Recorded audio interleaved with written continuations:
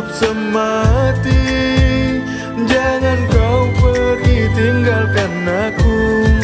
Merindukanmu, merindukanmu. Jauh darimu hampa hidupku, merindukan. Assalamualaikum warahmatullahi wabarakatuh. Selamat siang. Salam sejahtera buat kalian semua, teman-teman yang ada di dan juga subscriber di channel Cerita Kehidupan. Saya juga pertama-tama ingin mengucapkan kepada pemilik channel Cerita Kehidupan karena sudah mengizinkan saya untuk bercerita dan juga sharing di sini. Dan saya ingin cerita saya ini bisa menginspirasi kalian semua, dan saya harap tidak ditiru karena cerita ini pengalaman pribadi saya yang mungkin menjadi hal terburuk dalam kehidupan saya selama ini. Nama saya Tony. Jadi saya mulai aja ceritanya. Dulu saya bekerja di Arab. Saya menjadi TKI di Arab Saudi selama 5 tahun, dan saya di sana bekerja sebagai cleaning service di sebuah hotel ternama di Dubai. Sepulang dari sana, kembali ke tanah air, saya sempat 1 bulan itu nganggur di rumah karena nggak biasa saya tinggal di rumah ataupun nggak ngelakuin apa-apa di rumah, jadi saya bosan. Saya mulai browsing melalui Facebook. Rencananya sih pertamanya ingin memulai usaha sendiri, karena sudah sekian lama, 5 tahun namanya saya bekerja di Arab, dan saya ingin bekerja sendiri atau membuat bisnis sendiri di rumah. Setelah saya browsing ternyata saya mencoba untuk bisnis. Pada waktu itu saya berbisnis untuk jual pakaian. Jadi saya buka satu tempat lapak di pinggir jalan, dan saya coba untuk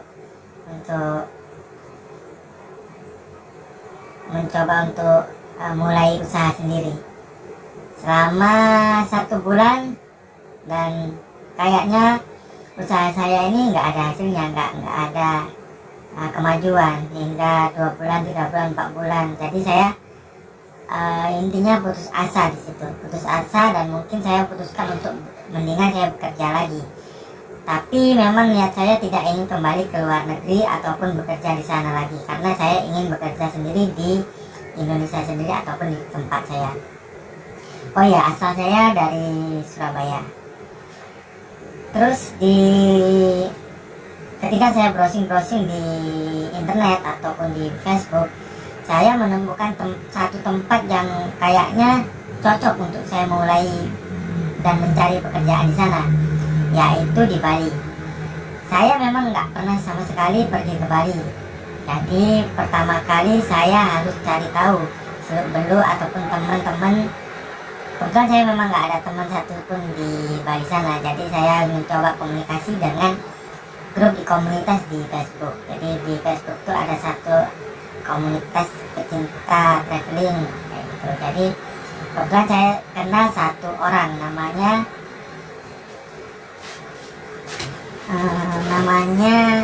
bentar ya. Jadi kebetulan saya ketemu satu orang di situ, dan saya memang kenal dia memang dari Facebook. Namanya Adnan. Dia bekerja di Bali, asalnya dari Jakarta katanya, si Adnan ini. Terus dari situ saya mulai ingin cari tahu, karena saya kan nggak punya teman di sana. Jadi sebelum saya ke sana, alangkah baiknya kalau saya punya teman yang memang sudah bekerja di sana kayak gitu. Jadi nanti kalau misalkan saya mencari kos-kosan atau mencari lokasi-lokasi untuk ini, jadi ada temennya yang sudah paham seluk-beluk dari Bali sendiri. Nah kebetulan Adnan ini ternyata bekerja di salon di daerah Seminyak pada waktu itu, Seminyak, Kota Bali. Saya cerita sama dia bahwa saya sebelum ini memang kerja di luar negeri. Terus saya sempat juga untuk mencoba usaha sendiri tapi gagal, dan saya akhirnya frustasi. Saya ingin bekerja dan mencari sesuatu yang baru di Bali sana. Makanya saya cerita banyak tentang dia, dan dia pun oke. Dia mau berteman dengan saya. Ya, pada waktu itu tahun 2015. Jadi kita cuman komunikasi lewat Messenger, Facebook Messenger. Tapi sebelum saya berangkat ke sana, saya sudah sempat minta nomor telepon ke dia. Nah, saya putuskan untuk pergi ke Bali pada saat itu. Saya nekat pergi ke Bali tanpa tahu seluk-beluk Bali yang seperti apa, dan ini memang pertama kali saya ke sana. Jadi memang nggak tahu apa-apa sama sekali. Terus pada waktu itu saya bingung mau naik ke sana pakai apa. Ternyata sebuah travel menyediakan untuk pemberangkatan travel dari Surabaya ke Bali. Jadi saya waktu itu pesan travel itu sekitar berapa harganya ya? Kalau nggak salah 120 udah sampai di Bali. Nah, perjalanan jauh, perjalanan dari Surabaya ke Bali memakan waktu sekitar 7 jam kalau nggak salah. Karena kemarin saya berangkat itu jam 7 malam, sampai di Bali sana jam 4 subuh. Saya sudah sampai di sana.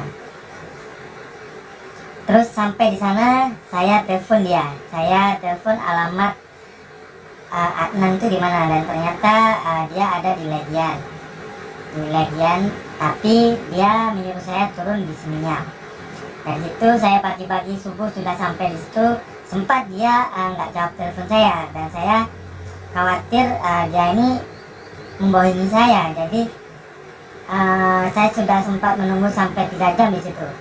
Mulai jam 5, 6, 7 sampai jam 8. Jam 9-nya dia baru merespon telepon saya, dan dia bilang kalau dia tertidur katanya, karena semalam dia tidur lewat. Nah, dari situ saya lega lah, karena dia masih merespon atau membalas chat saya pada waktu itu. Kemudian saya kenalan lah sama dia. Saya kenalan sama dia, si Adnan ini. Nah, saya nggak nyangka sih kalau si Adnan ini ternyata apa ya, kalau dibilang mirip perempuan, iya, tapi dia aku rasa dia baik juga. Dia juga baik, dan dia pada waktu itu terus membawa saya ke tempat kerjanya. Jadi pas dia mau berangkat ke salon, dia bawa saya ke sana. Dikenalkanlah saya satu perempuan juga di sana yang kerja di sana juga, namanya Asih. Dia juga orang Jawa. Dia orang Jawa Tengah kalau nggak salah. Saya kenal sama dia, dan saya cerita saya mau bekerja di Bali, saya ingin cari pengalaman baru di Bali. Kemudian dia tanya sama saya, gimana tentang kosan, dan dapat kosan belum? Saya bilang saya belum dapat kosan, karena memang saya baru pertama kali ini ke Bali.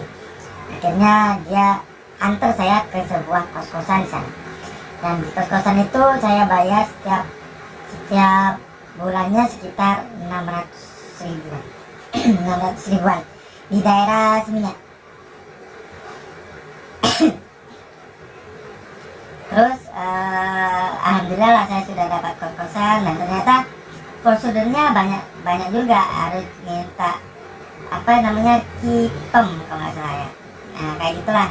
Jadi untuk warga Indonesia yang berada dari luar Pulau Bali harus mengurus surat izin tersebut, karena untuk inilah, karena dulu kan pernah ada kejadian bom Bali, jadi enggak ini kejadian itu terulang lagi.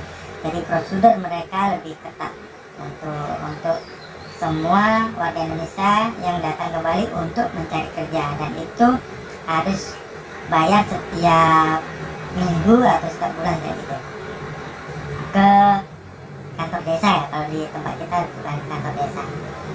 Nah, di situ saya mulailah cari-cari pekerjaan gitu. Si Anan ini juga bantu saya untuk cari-cari pekerjaan, karena pekerjaan dia ada di salon itu, tapi saya kan nggak bisa kerja di salon. karena saya nggak tahu sama sekali tentang salon. Jadi saya coba untuk kerja di hotel, mencari kerja dokter. Ternyata memang susah mencari kerja di Indonesia ini, memang susah. Meskipun saya sendiri punya pengalaman bekerja di hotel di luar negeri, tapi memang benar-benar susah. 1 minggu saya nggak ada kerjaan di sana, mencari kerja tapi belum dapat juga, hingga 2 minggu. Minggu ketiga saya baru dapat kerjaan, yaitu bekerja sebagai tour guide. Ada salah satu tempat itu dipanggil untuk service center lah ya, service center. Jadi semua wisatawan asing yang datang ke Indonesia ingin mencari liburan atau apa, jadi di situ ada booth besar di situ di pinggir jalan, dan saya bekerja di sana. Saya bekerja di sana karena saya juga bisa bahasa Inggris. Jadi dia tanya juga, apa kamu bisa bahasa Inggris? Saya bisa, karena basic saya dulu pernah kerja di luar negeri dan saya memakai bahasa Inggris untuk menceritakan. Nah, dan saya kerja di sana. Pertama kali kerjanya itu kayak sales ya, kayak sales. Jadi kita mempromosikan produk-produk dari tours and travel yang ada di Bali, semua yang ada di Bali. Jadi kalau misalkan wisatawan asing ingin liburan, jadi kita menyediakan paket-paketnya, mulai dari penjemputan dari hotel hingga tour ke seluruh Bali, kayak gitu. Saya bekerja di situ dari jam 9 pagi hingga jam 9 malam, karena sampai jam 10 malam. Jadi kerjanya 12 hingga 13 jam. Nah, si Adnan ini selalu datang ke tempat saya. Dia baik. Terkadang dia bawakan makanan, bawakan ini, dan lama kelamaan setelah saya bekerja sekitar 2 minggu hingga 3 mingguan, hampir mau gajian lah ya. Dan saya juga rapat sama pemilik usaha ini. Enak orangnya, jadi kita istilahnya kita bisa panggil bos, juga bisa panggil kawan sama dia. Si Adnan ini selalu datang, dia makan siang, dia bawakan makanan, dia perhatian banget dia sama saya, memang perhatian sekali. Terus terkadang juga dia nyamperin saya terkosan, bawa sepeda motor, saya diajak jalan-jalan setelah habis kerja, karena di Bali ini kan every day is holiday kalau di sana. Jadi nggak ada waktu pagi, malam, siang, semuanya rame dulu gitu. Jadi setiap saya pulang kerja jam 9, saya selalu nongkrong di pinggir pantai dengan dia, diajak jalan-jalan hingga jam 12, kadang jam 1. Nah, kejadiannya pada saat itu pertama kali dia bawa saya ke klub. Nah, disitulah dia bawa saya ke klub. Saya nggak tahu klubnya klub apa ya, saya nggak tahu. Tapi yang saya tahu klub itu di Seminyak. Dia bawa saya pertama kali ke sana. Saya juga pertama kali sih masuk ke klub di Bali. Kalau di Arab sana sudah sering juga sih. Tapi yang saya heran di sana, kenapa semuanya klub itu berjejer-jejer. Jadi klub di Seminyak itu berjejer-jejer. Ada sekitar 1, 2, 3, 4 klub di situ berjejer semuanya, berdampingan. Dan semuanya tuh bebas. Maksudnya bebas tuh nggak perlu bayar duit masuk. Jadi kita cuma datang ke sana, beli minuman, cukup, kita bisa enjoy. Pertama kali saya datang ke sana sama si Adnan ini, saya ditinggal sendiri karena dia ketemu temannya tuh ceritanya. Si Adnan ini ketemu temannya, ya saya bisa bilang kalau dia ini gay ya. Nah, si Adnan ini ketemu temannya itu, dan ternyata itu temannya itu marah karena dia datang sama saya. Mungkin lah kalau saya bilang dia tuh mungkin pacarnya ya, mungkin dia pacarnya. Saya nggak nyangka sih sebelumnya. Dia punya cowok di situ. Jadi dia sempat marah. Jadi saya ditinggalkan sendiri di situ. Kemudian datanglah 1, 2, 3 orang gitu ya, boleh semuanya nyamperin saya.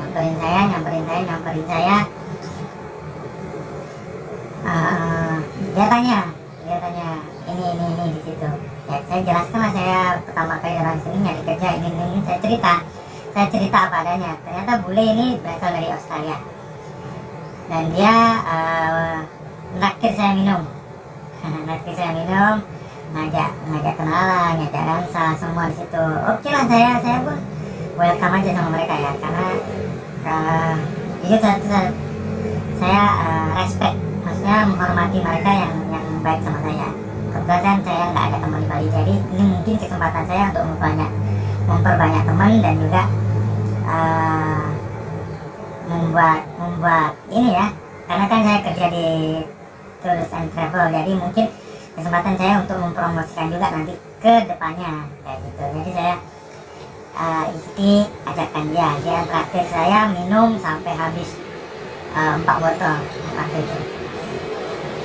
Saya rasa di situ, ini semua di situ, wah di situ hampir setengah mabuk sih sebenarnya saya. Tapi yang laki-laki ini memang banyak yang datang mau kenalan sama saya, datang kenalan sama saya. Itu dia pegang ini, waduh. Saya tanya sama si Adnan, siapa panggil ini kaki apa nih? Ini apa? Katanya ini untuk khusus untuk waduh, saya bingung di situ. Waduh, gimana kamu, kenapa ngajak saya ke sini?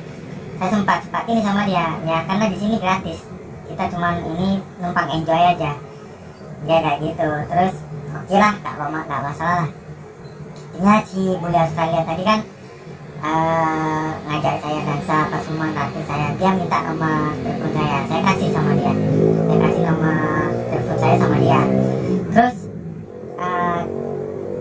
dia ini sih sebenarnya pertama kali saya risih karena dia pegang ini itu, kalian tahu sendiri, pegang ini mau cium lah ini. Tapi saya menolak karena saya bilang sama dia saya nggak seperti itu. Makanya dari situ oke, dia minta maaf dan saya pun panggil Anan terus segera pulang. Saya ngajak Anan pulang, keluar dari situ jam 12 jam 12 malam saya izin pulang dengan dia. Saya bilang sama dia, kenapa kamu bawa saya ke sini? Nggak apa-apa, ini nyantai aja, orang Bali ini semua oke, katanya gitu. Semuanya bisa ini. Terus si Anan juga tanya tadi, kamu tadi diminta nomor HP-nya ya sama bule itu. Apa kasih aja dan gitu. Dia malah ngajarin saya di situ. Dia malah ngajarin saya kalau di Bali ini seperti ini. Coba kamu buktikan kalau kamu sudah kenal sama bule dan bule itu minta nomor telepon kamu, intinya dia suka sama kamu. Tapi saya jelaskan sama si Anan ini, tapi saya nggak seperti itu bro. Saya ini nggak apa-apa. Layanin aja dia, katanya. Ya udah, saya nyoba ini karena dia bilang sama saya kalau misalkan saya kenal sama bule, saya bisa punya kesempatan untuk istilahnya buat duit lah ya, kayak gitu. Tapi buat duit di artikel lain, kutipan lain. Saya coba ikut saran dia, saya respon besok paginya itu bule itu nelpon saya respon, katanya ngajak ketemuan. Setelah saya kerja, dia tanya saya kerja di mana, saya kerja di Tour Informasi di daerah sini. Dia tanya, dia sempat mau datang tapi saya nolak, saya nggak mau. Terus yaudah kalau gitu malam aja kita ketemu. Dia mau ketemu saya jam 8. Kebetulan saya minta izin sama bos saya untuk pulang awal pada saat itu, pulang jam 8. Dan dia menunggu saya di pantai Legian. Di situ ada sebuah hotel dan juga kafe di depannya. Dia menunggu saya di sana. Saya datang di sana ternyata udah disiapin semuanya. Jadi istilahnya kayak diajak dinner gitu ya, dinner makan malam bareng. Terus setelah dinner dia bilang sama saya, kamu memang baru pertama kali ya datang ke Bali? Ya memang saya baru pertama kali datang ke Bali, jadi saya nggak tahu apa-apa tentang kehidupan di Bali. Oh nggak apa-apa. Dia bilang kalau dia suka sama saya pada waktu itu. Saya suka tipe orang yang kayak kamu. Dia tanya kenapa kamu bisa datang ke klub yang kemarin itu. Saya bilang saya diajak teman saya karena saya sebenarnya nggak tahu klub seperti apa itu di daerah situ. Saya nggak tahu. Dia kaget juga, dia tertawa. Dia juga jelaskan kalau klub itu memang untuk khusus sesama jenis. Jadi di situ ada laki-laki yang laki-laki dan juga ada perempuan yang dengan perempuan dan gitu. Ya, kemarin saya memang nggak begitu berpikir kalau itu tempat begitu ya, karena yang saya lihat memang nyampur, jadi laki perempuan semua ada di situ. Ternyata mereka gitulah ya. Dan dia nanya di situ. Memang saya pertama kali di situ diajak teman saya. Terus oh oke, dia senang, kayaknya dia senang tuh. Dia senang terus dia bilang kalau dia suka sama saya pada saat waktu ketemu pertama kali. Saya bilang, sorry bro, kalau kita berteman aja gimana saja, kawan. Saya bilangnya seperti itu. Ya, saya mau berteman dengan kamu. Kebetulan dia ini udah tua sih ya, udah tua sekitar umurnya 40-an lah ya, 40-an tapi nggak ini sih. Dia mau, katanya mau berteman saya lebih dekat lagi katanya. Waduh, di situ saya bingung, tapi saya ingat omongan si Adnan, nggak apa-apa katanya, suruh layanin aja dia. Saya layan dia, oke lah, jadi kalau mau berteman ini nggak masalah. Nah di situ dia pun senang sekali, dia memang senang sekali karena saya merespon dia, dia sempat mengetes saya. Setelah kita pulang dari dinner, dia sempat mengetes saya pakai nomor telepon lain yang mungkin itu temannya atau siapanya ya, saya nggak tahu. Itu temannya mungkin lah ya, karena dia bilang mau kenalan seperti ini. Kok tahu nomor saya, padahal nomor saya yang tahu cuma 2 orang sekarang, si Adnan dengan si bule itu. Nah saya pun ngerasa ini kerjaan si Adnan ini, karena yang ngechat ini orang Indonesia. Terus dia nyampein nih, Mas katanya, ya kita ketemuan Mas, saya kangen sama kamu, kata. Waduh, saya aja nggak pernah ketemu sama dia, gimana saya tahu mukanya dia kangen sama saya. Saya terus blok nomor dia, soalnya memang saya nggak kenal nomor lain itu. Saya cuma ada nomor 2 aja yang teman saya di Bali, saya blok terus ada lagi nomor masuk baru lagi, katanya bilang, Mas booking berapa Mas, katanya. Wih, sudah parah ini. Terus saya nelpon si Adnan, bro, kamu ngapain kamu gangguin saya? Dia bilang nggak tahu, saya nggak ini, memang jujur saya nggak pernah ngasih nomor kamu ke siapa-siapa. Wah, itu saya pancing dia. Saya balas, saya respon dia, ini siapa? Saya bilang itu, ini si ini, saya tinggal di sini. Oh nggak, sorry ya, saya nggak kenal. Mungkin kamu salah orang, saya bilang gitu. Nah, yang kali ketiga baru si bule ini nelpon, katanya itu kerjaan dia. Waduh, saya ini sih ya, apa istilahnya, marah, tapi juga ini nggak bisa ngapa-ngapain karena katanya dia mengetes saya, dan ternyata benar, saya memang nggak seperti orang lainnya yang ada di situ di klub itu, karena kebanyakan di situ kan money boy ya kan, money bayar ini berapa, dan saya nggak termasuk seperti itu. Dia telepon sama saya, mau jumpa sekali lagi malam ini, untuk malam ini. Nah di malam ini dia menyuruh saya datang ke hotel, ke tempat dia tinggal. Kemudian dia sudah tinggal di Bali itu sekitar 6 bulanan. 6 bulanan, nggak tahu lah mereka bisnis apa atau apa, saya nggak begitu ambil tahu sih ya, nggak begitu detail. Kemudian dia menyuruh saya datang ke hotel waktu itu, ke kamar sekian. Saya datang dengan perasaan apa ya, kenapa mau nyuruh saya datang ke hotel ini, dan ternyata saya dijebak di situ. Waduh, parah pokoknya bro, parah. Saya dijebak di situ, dia ngasih saya minuman, nggak tahu minuman apa, dan terus saya waktu itu yang saya ingat, saya minum minuman itu dan kemudian udah nggak sadar, jadi nggak sadar di situ. nggak sadar, dan ternyata besok pagi udah tahu sendiri lah ya, udah diinin semua, udah di nggak pakai baju apa semua, nggak ini, tidur di situ. Dan si bule ini, saya sempat tanya kenapa saya bisa seperti ini, katanya.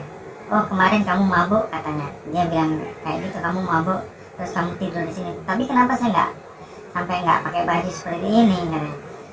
Terus dia nggak apa-apa, udah nggak usah diingat-ingat, katanya. Nggak usah diingat-ingat, yang penting terima kasih untuk semalam udah nemenin saya, katanya. Dia bilang gitu. Waktu saya penasaran ini, benar-benar saya nggak ingat, udah dibius kan pakai obat tidur. Dan kemudian saya dapat uang nih bro, saya dapat uang pertama kalinya dia ngasih duit sama saya. Dia ngasih duit saya pakai dolar, $200 pada malam, pada pagi hari itu. Nih, saya